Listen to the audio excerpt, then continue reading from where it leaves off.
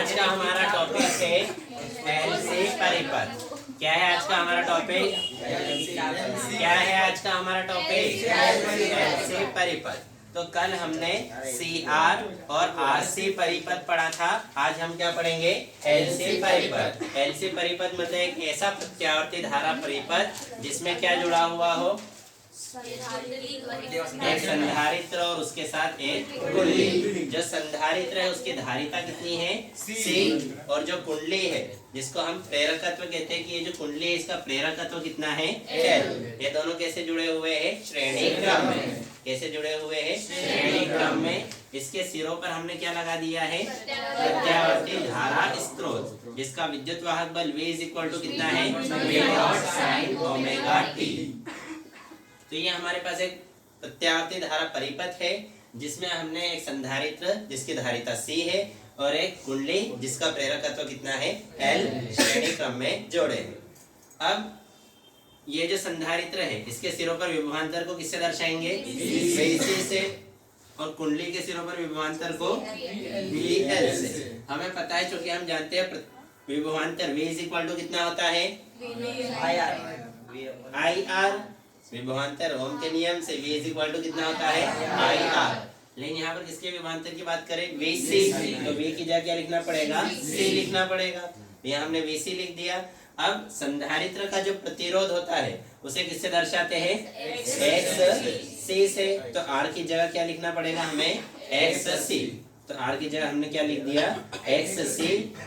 कि जो संधारित्र है, संधारित्र के प्रतिरोध को हम XC से दर्शाते हैं और उसे कहते क्या है? प्रतिघात। क्या कहते हैं? प्रतिघात। कि जो संधारित्र होता है वो भी धारा के प्रवाह में रुकावट डालता है। तो संधारित्र द्वारा धारा के प्रवाह में जो रुकावट डाली जाती है, मतलब उसका जो प्रतिरोध होता है उसे हम किससे दर्शाते हैं? XC से। और उसे कहते हैं क्या है? प्रतिघात। इसी प्रकार से अगर हम किसका मान निकाले? VL, तो हमें फिर से पता है V = क्या होता है? IR। लेकिन VL के लिए X की जगह क्या लिखना पड़ेगा? XL। R की जगह क्या लिखेंगे हम? XL। ये हो गया समीकरण नंबर 1, ये हो गया समीकरण नंबर 2। अब हमें क्या ज्ञात करना है? परिणामी विभवांतर। अगर परिणामी विभवांतर ज्ञात करना है तो उसके लिए हम क्या बनाएंगे? फेजर आरेख। फेजर आरेख क्या कहता है कि धारा हमेशा किस दिशा में रहेगी? X अक्ष की दिशा में। जो VL है, VL किस दिशा में होता है? धारा से 90 डिग्री आगे। तो इस धारा से 90 डिग्री आगे हम क्या दर्शाएंगे? VL। धारा से 90 डिग्री आगे हम क्या दर्शाएंगे? VL। तो इस दिशा में क्या रहेगा? VL। जो VC है वो किस दिशा में होता है? धारा से 90 डिग्री पीछे। तो इस धारा से 90 डिग्री पीछे हम किसे दर्शाएंगे? VC को। इतना क्लियर है? अब अगर VL का मान ज्यादा है, VL का मान ज्यादा है तो इन दोनों का परिणामी किस दिशा में रहेगा? VL की दिशा में। इन दोनों की दिशाएं कैसी है? विपरीत है। कि अगर तुमको कोई लेफ्ट हैंड साइड में 10 न्यूटन के बल से खींच रहा है और राइट हैंड साइड में 2 न्यूटन के बल से खींच रहा है तो तुम किधर जाओगे? 10 न्यूटन वाले बल की तरफ जाओगे। और कितने बल से जाओगे? सिर्फ 8 से ही, क्योंकि विपरीत दिशा वाला 2 न्यूटन का बल कम कर देगा। तो विपरीत दिशाओं में अगर 2 बल लग रहे हैं, एक लेफ्ट में है 10 और राइट में है 2, तो लेफ्ट में जाएंगे, ज्यादा बल वाली तरफ जाएंगे और वो जो 2 वाला है वो इधर के 2 को क्या कर देगा? कम कर देगा। तो इस दिशा में हम कितने बल से जाएंगे? 8 न्यूटन के बल की दिशा से। तो इसी प्रकार से ये जो दो विभवांतर है इनकी दिशाएं कैसी है? विपरीत है। यदि VL बड़ा है किससे? VC से। और VL बड़ा है तो इन दोनों का परिणामी किस दिशा में रहेगा? VL की दिशा में। और उसका मान कितना रहेगा? VL - VC। तो ये किसका मान आ गया? इन दोनों के परिणामी का। तो अगर हम क्या ज्ञात करें? परिणामी विभवांतर। तो परिणामी विभवांतर को हम किससे दर्शाएंगे?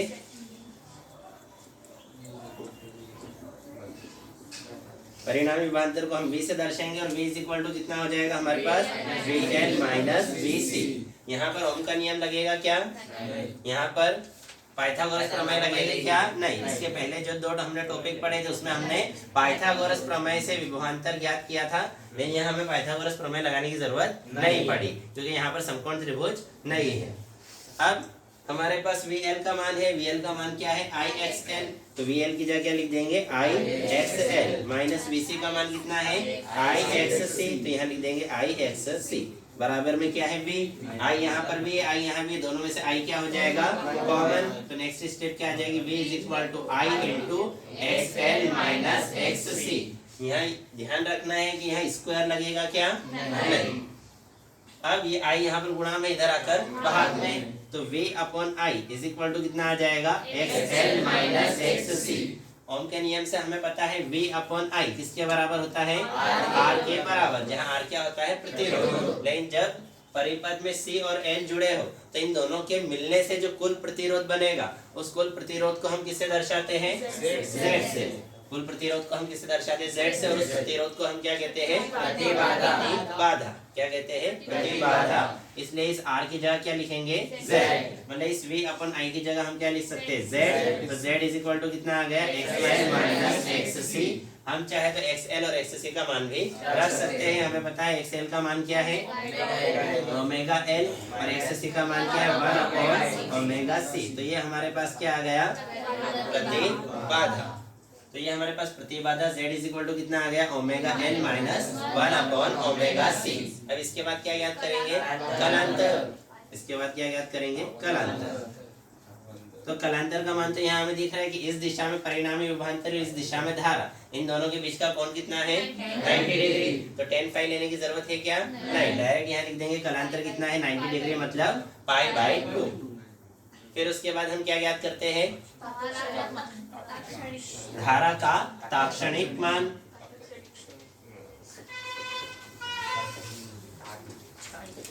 धारा के ताक्षणिक मान को किसे दर्शाते हैं I से। I इज इक्वल टू क्या होता है I naught sine omega t। अब अगर यहाँ पर हम विभवांतर और धारा की बात करें तो जो धारा है वो विभवांतर से पीछे है, जो धारा है वो ये जो परिणामी विभवांतर है, परिणामी विभवांतर से हमें 90 अंश पीछे जाना पड़ेगा। इस दिशा में परिणामी विभवांतर उससे 90 अंश पीछे जाएंगे तो धारा मिलेगी।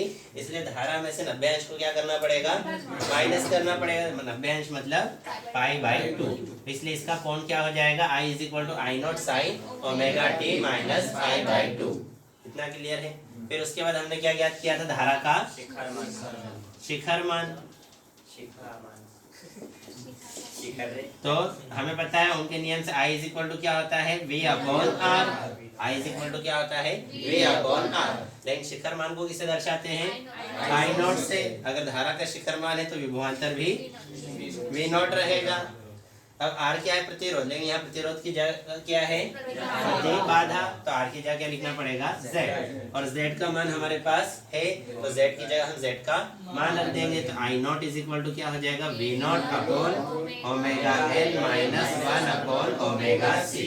तो ये हमारे पास क्या आ गया धारा का शिखर मान। इतना क्लियर है, इसमें किसी को कोई डाउट है क्या?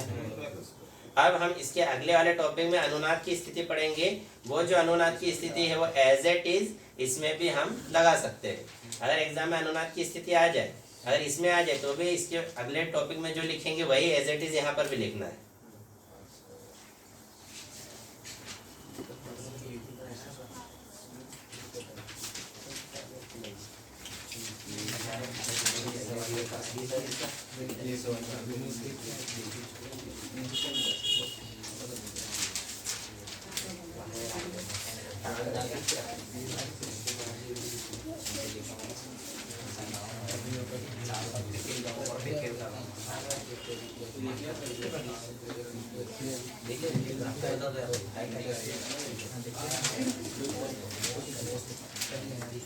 अब इसके बाद अगला टॉपिक क्या है?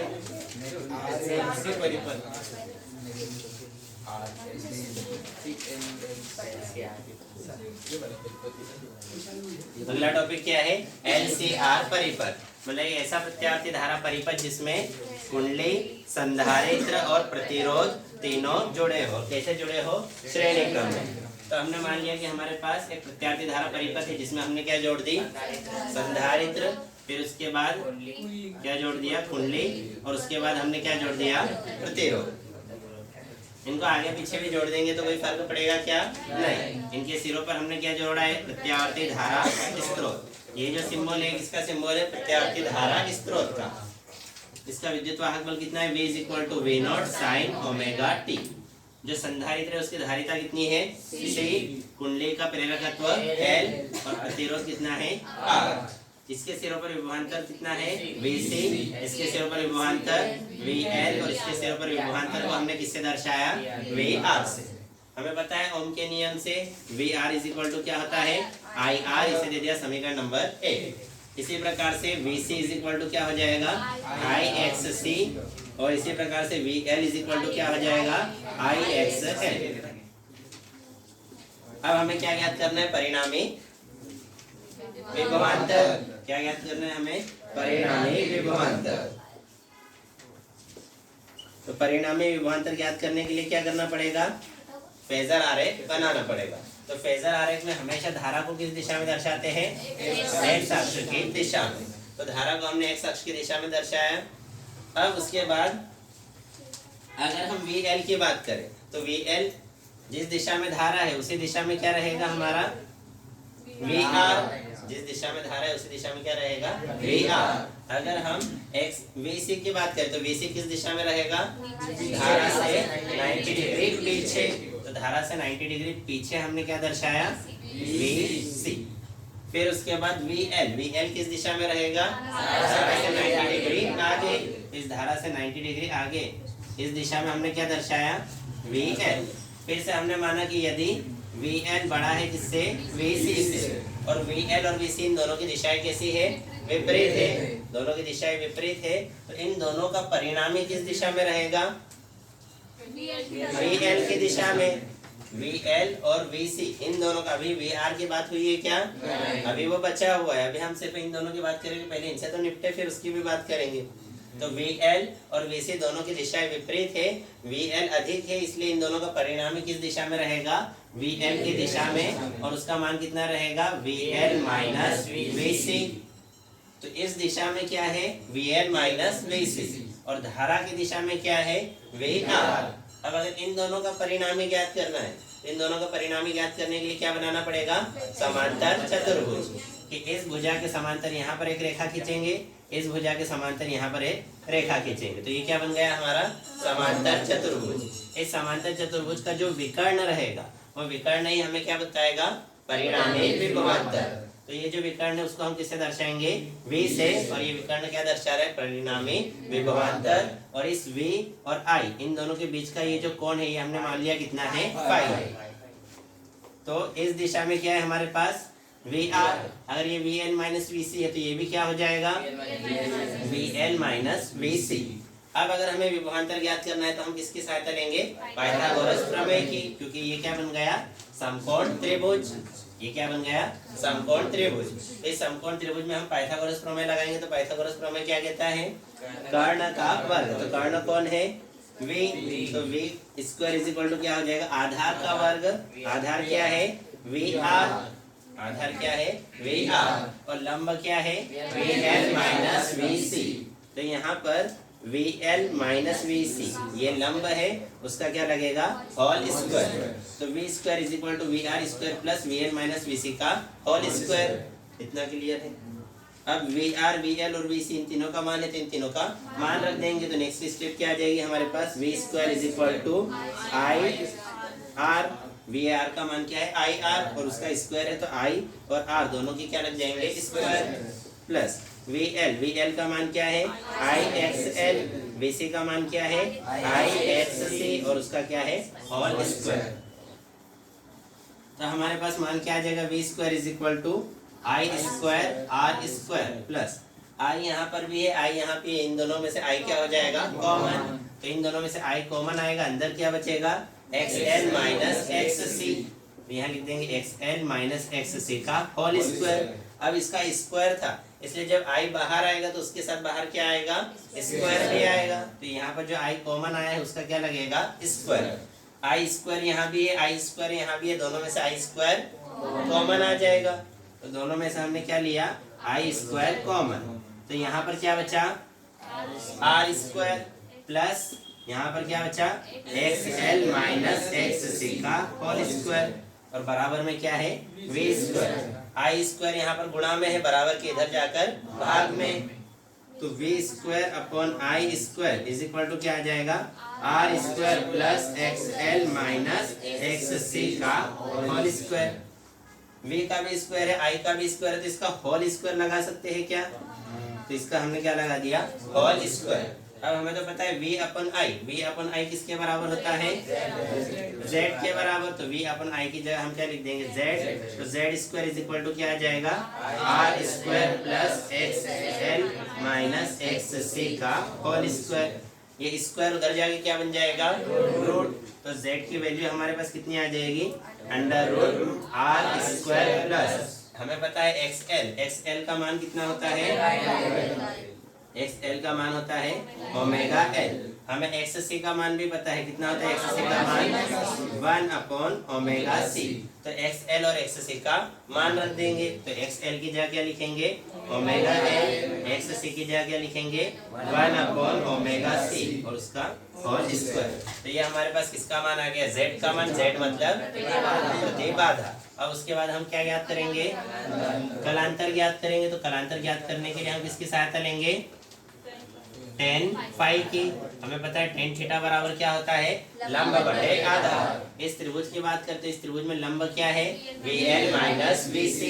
तो यहाँ क्या लिखेंगे, VL माइनस VC बटे में आधार, आधार क्या है VR, तो बटे में लिख देंगे VR। अब VL का मान है हमारे पास, क्या है VL का मान, IXL। तो VL की जगह क्या लिख देंगे, IXL। VC का मान क्या है, IXC। VR का मान क्या है, IR। ऊपर से I क्या हो जाएगा, कॉमन, अंदर क्या बचेगा, XL माइनस XC बटे में क्या है, IR। I से I क्या हो जाएगा, कैंसल, बराबर में क्या है, tan फाई। tan बराबर के उधर जाकर क्या बन जाएगा, tan इनवर्स। तो हमारे पास फाई का मान क्या आ जाएगा, tan इनवर्स। हम चाहे तो XL और XC का मान भी रख सकते हैं। तो XL का मान कितना है, ओमेगा L, और XC का मान क्या है, 1 अपॉन ओमेगा C, और जो R है वो एज इट इज। तो ये हमारे पास किसका मान आ गया, फाई का मान, मतलब कलांतर। अब इसके बाद क्या ज्ञात करेंगे, धारा का ताक्षणिक मान। धारा के ताक्षणिक मान को किससे दर्शाते हैं, I से। I इज इक्वल टू क्या होता है, sine naught sine omega T. अब अगर परिणामी विभवांतर की बात करें, तो परिणामी विभवांतर से धारा पीछे, कितना पीछे है, 5 पीछे है, इसलिए उसे दर्शाने के लिए इसमें से क्या माइनस करेंगे, 5 को माइनस करेंगे। तो I इज इक्वल टू कितना आ जाएगा, I naught sine omega T plus minus 5। फिर इसके बाद क्या ज्ञात करेंगे, धारा का शिखर मान। ये सब रिकॉर्ड हो रहा है ना। तो हमें पता है V I is equal to क्या होता है, V अपॉन R। लेकिन अगर हमें धारा का शिखर मान लिखना है तो I की जगह क्या लिखना पड़ेगा, I नॉट। तो V की जगह क्या लिखेंगे, और R की जगह क्या लिखेंगे, Z। क्यों, क्योंकि इस परिपथ में ये तीनों जुड़े हैं, और इन तीनों के जुड़ने के कारण जो कुल प्रतिरोध रहेगा उसे क्या कहते हैं हम, प्रतिबाधा, और उसे किससे दर्शाते हैं, Z से। हमारे पास Z का मान है, हम चाहे तो यहाँ पर Z का मान लिख सकते हैं। क्लियर है, तो तुम यहाँ पर Z का मान लिख देना, या मैं भी लिख ही देता हूँ, नहीं तो तुम बोलोगे सर आपको सारी डेरिवेशन याद हो गई, और क्या। तो हमारे पास मान क्या है, R square plus omega L minus 1 upon omega C का होल स्क्वायर। तो ये हमारे पास आई नोट का मान आ गया। फिर उसके बाद हम किसका मान ज्ञात करेंगे, अनुनादी स्थिति। हम क्या ज्ञात करेंगे, अनुनादी स्थिति। अब अनुनादी स्थिति का मतलब क्या होता है कि जब XL बराबर हो किसके, XC के, तो उस स्थिति को हम क्या कहते हैं, अनुनादी स्थिति। तो XL की जगह XL का मान रख देंगे। XL का मान कितना है, ओमेगा L। XC का मान कितना है, 1 अपॉन ओमेगा C। ये ओमेगा यहाँ पर भाग में, उधर जाकर गुणा में हो जाएगा। L इधर गुणा में है, बराबर के इधर आकर भाग में, मतलब जो नीचे है वो ऊपर चले जाएगा, जो ऊपर है वो नीचे आ जाएगा। तो इधर क्या आ जाएगा हमारे पास, omega into omega is equal to 1 upon LC। ये आ जाएगा क्या, ये L यहाँ गुणा में था, उधर जाकर भाग में, ये ओमेगा इधर भाग में था, बराबर के इधर आकर गुणा। ओमेगा इंटू ओमेगा क्या हो जाएगा, omega square. Is equal to 1 upon L C. Square उधर जाके क्या बन जाएगा, रूट, तो ये हो जाएगा under root 1 upon L C. इन दोनों के रूट को अलग अलग लिखे तो कोई फर्क पड़ेगा क्या, तो ऊपर वाले और नीचे वाले के रूट को अलग लिख लेते हैं तो root 1 upon root L C. लेकिन हमें तो पता है कि 1 का रूट क्या होता है, 1 ही होता है, तो इसे हम क्या लिख सकते हैं, omega is equal to 1 upon root L C. लेकिन हम ये भी जानते हैं कि ओमेगा किसके बराबर होता है, 2 पाई एफ के। ओमेगा किसके बराबर होता है, 2 पाई एफ, जहाँ एफ क्या है, आवृत्ति है। एफ क्या है, आवृत्ति। तो ओमेगा की जगह क्या लिखेंगे, 2 पाई एफ, तो 2 pi F is equal to क्या आ जाएगा, 1 upon under root L C. ये 2 पाई ओमेगा का मान होता है, 2 पाई एफ, ओमेगा की जगह हमने ओमेगा का मान रख दिया। ये 2 पाई यहाँ पर गुणा में है, बराबर के उधर जाकर भाग में हो जाएगा, तो f इज इक्वल टू कितना आ जाएगा हमारे पास, 1 upon 2 pi under root L C. तो ये हमारे पास f का मान आ गया। इस f को क्या कहते हैं, अनुनादी आवृत्ति। f को क्या कहते हैं, अनुनादी आवृत्ति। इतना क्लियर है, इसमें किसी को कोई डाउट है क्या, कहाँ से। अनुनादी स्थिति क्या कहती है कि XL बराबर होता है किसके, XC के। XL की जगह XL का मान रखा है, XC की जगह XC का मान रख दिया। ये ओमेगा यहाँ भाग में, इधर आकर गुणा में, इधर L गुणा में है, उधर जाकर भाग में। ओमेगा का ओमेगा में गुणा करेंगे तो ओमेगा का स्क्वायर हो जाएगा, स्क्वायर उधर जाके क्या बन जाएगा, रूट। इन दोनों का रूट है तो दोनों का रूट हमने अलग अलग लिख लिया, और रूट 1 की वैल्यू क्या होती है, 1 ही होती है। फिर हमें पता है ओमेगा इज इक्वल टू क्या होता है, 2 पाई एफ, इसलिए इस ओमेगा की जगह लिख दिया 2 पाई एफ। ये 2 पाई इधर गुणा में है, उधर जाकर भाग में, तो एफ इज इक्वल टू क्या आ गया, 1 upon 2 pi under root L C. इतना क्लियर है, इसमें किसी को कोई डाउट है क्या। ये जो अनुनाद की स्थिति है, ये अनुनाद की स्थिति एज इट इज हम कहाँ लिख सकते हैं, इसके पहले वाले सर्किट में। कौन सा था, एलसी परिपथ। तो एलसी परिपथ में भी अगर अनुनाद की स्थिति पूछ ले तो एज इट इज यही की यही उठा करके वहां पर लिख देना। फिर इसके बाद जो अगला टॉपिक है वो क्या है,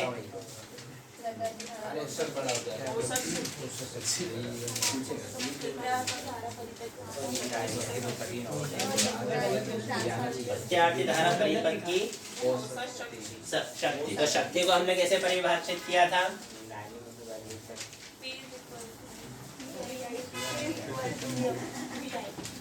संदेश,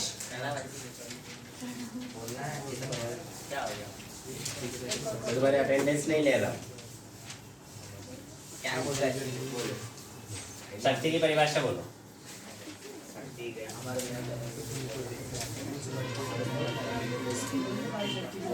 किसी विद्युत परिपथ में ऊर्जा व की दर को शक्ति कहते हैं। सलोनी, क्या है शक्ति की परिभाषा, किसी विद्युत परिपथ में ऊर्जा व्यय की दर को सामर्थ्य अथवा शक्ति कहते हैं। किसी प्रत्यावर्ती परिपथ में व्यय शक्ति परिपथ में धारा व विभवांतर के बीच कलांतर पर निर्भर करता है। प्रत्यावर्ती धारा परिपथ में किसी क्षण व्यय शक्ति उस क्षण परिपथ में प्रत्यावर्ती विभवांतर तथा धारा के गुणनफल के बराबर होती है। V is equal to VI।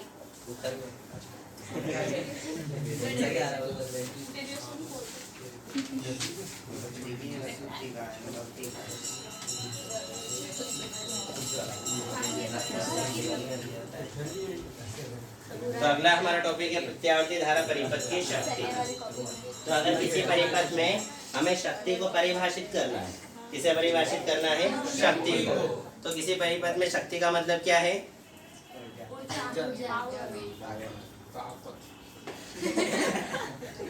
शक्ति की परिभाषा क्या है,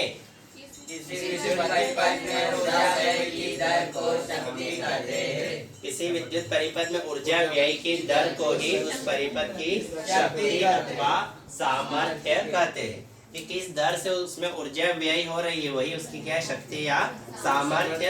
शक्ति को इंग्लिश में क्या कहते हैं, पावर, इसलिए उसको किससे दर्शाते हैं, P से। उसका सूत्र क्या होता है, P is equal to VI।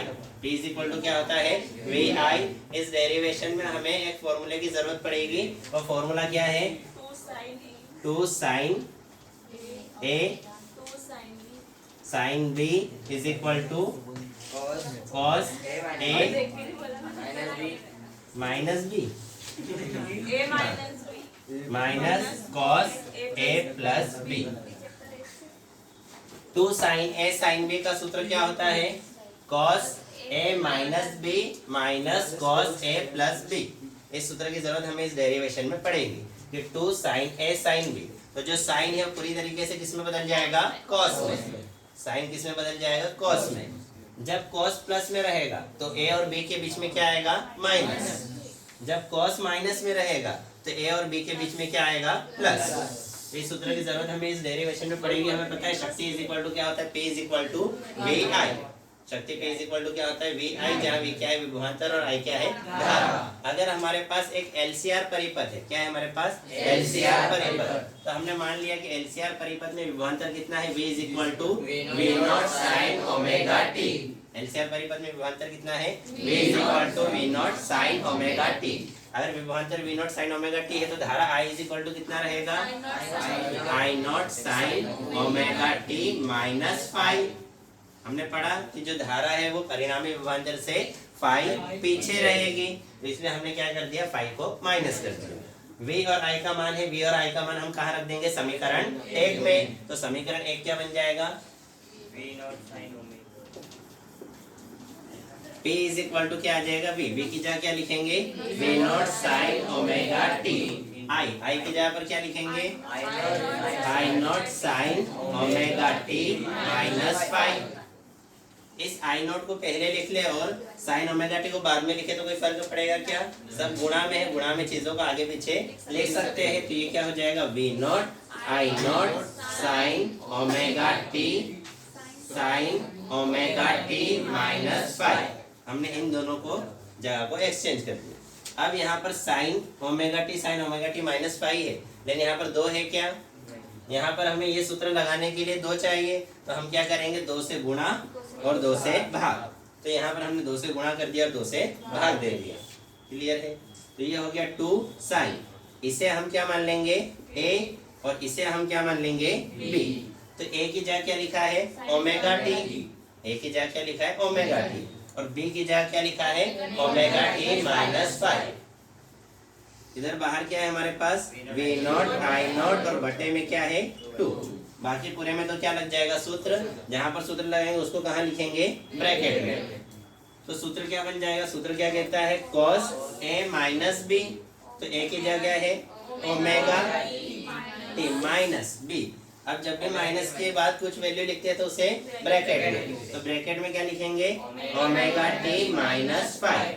तो ये आ गया cos A माइनस B। फिर उसके बाद क्या आएगा? Minus cos A plus B। तो A की जगह फिर से क्या है? Omega T plus B। B की जगह क्या है? Omega T minus five. ये आ जाएगा क्या? तो हमने क्या किया?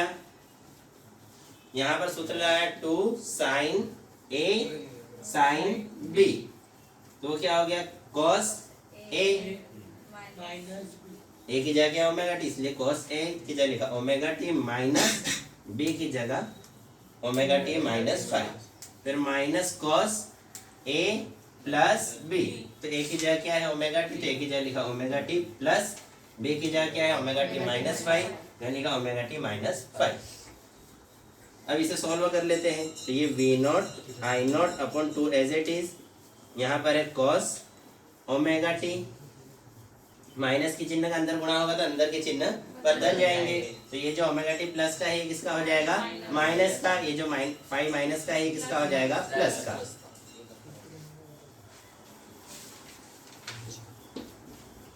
ये ओमेगा टी और ओमेगा टी क्या हो जाएगा? 2 ओमेगा टी और ये माइनस का 5 एज इट इज। इतना क्लियर है? इसमें किसी को कोई डाउट है क्या? ये ओमेगा टी प्लस का है और ये ओमेगा टी माइनस का, ये दोनों एक दूसरे से क्या हो जाएंगे? कैंसल। नेक्स्ट स्टेप क्या आ जाएगी हमारे पास? P is equal to V naught I naught upon 2। ये जो ब्रैकेट के बाहर है वो तो एज इट इज। अंदर क्या बचा ब्रैकेट के? cos 5। ये प्लस है लेकिन यहाँ पर इसका क्या है? कौन है, तो प्लस का चिन्ह लिखने की जरूरत नहीं है। तो ये क्या बचा? cos 5। तो हमने लिख दिया cos 5। फिर माइनस, माइनस में क्या है? cos 2 omega T minus 5। तो ये हमारे पास किसका मान आया? शक्ति का मान। लेकिन हमें शक्ति का मान नहीं ज्ञात करना है, हमें क्या ज्ञात करना है? औसत शक्ति। ये एग्जाम में डेरिवेशन कैसे आएगा? औसत शक्ति के लिए व्यंजक व्युत्पन्न कीजिए। तो औसत शक्ति के लिए अगर सूत्र लिखना है तो इसके बाद हमें P की जगह लिखना पड़ेगा PAV। अब एग्जाम में तुम लोग क्या करते हो, या तो शुरू से ही PAV लिखना स्टार्ट कर देते हो, या फिर अगर शुरू से P लिखा है तो P ही चलने देते हो। यहाँ तक P लिखना है और उसके बाद PAV मतलब उसके एवरेज वैल्यू, औसत वैल्यू को दर्शा रहा है। अब जैसे औसत वैल्यू की बात आएगी तो औसत वैल्यू के लिए इस cos ओमेगा 2 ओमेगा टी का मान कितना हो जाता है? 0। कि जब हम औसत शक्ति की बात करते हैं तो औसत शक्ति के लिए cos 2 ओमेगा टी माइनस 5 की वैल्यू कितनी होती है? 0। तो ये मान हो जाएगा 0, ये मान हट जाएगा और सिर्फ कौन बचेगा? cos 5। अब ये V0 I0 as it is, ये जो 2 है इसको हम √2 इंटू √2 लिख सकते हैं क्या? क्यों लिख सकते हैं? क्योंकि हमें पता है कि जो √2 है, √2 इंटू √2 का मतलब क्या है? √2 का वर्ग। ये 2 बार है, करनी 2 गुणा करनी 2 क्या हो जाएगा? करनी 2 का वर्ग, और वर्ग से वर्गमूल कैंसिल हो जाएगा तो वापस क्या आ जाएगा हमारे पास? 2। तो 2 को हम क्या लिख सकते हैं? करनी 2 गुणा करनी 2। इसलिए ये जो बटे का 2 था उसे हमने क्या लिख दिया? √2 इंटू √2। क्लियर है? और इधर क्या है? cos 5। लेकिन हम तो जानते हैं V0 अपॉन √2 किसके इक्वल होता है? VRMS। और हम ये भी जानते हैं कि I0 अपॉन √2 किसके बराबर होता है? IRMS। इसलिए ये समीकरण क्या बन जाएगा? PAV is equal to V0 upon √2 की जगह क्या लिख लेंगे? VRMS। I0 अपॉन √2 की जगह क्या लिखेंगे? IRMS। और जो cos 5 है वो एज इट इज। तो ये हमारे पास सूत्र आ गया PAV is equal to VRMS into IRMS into cos 5। यही हमारे पास औसत शक्ति के लिए व्यंजक है। कभी कभी एग्जाम में ये सूत्र लिख देते हैं और बोलते हैं कि इस सूत्र को सिद्ध कीजिए, जहाँ प्रतीकों के सामान्य अर्थ है। क्लियर है? इसमें किसी को कोई डाउट है क्या?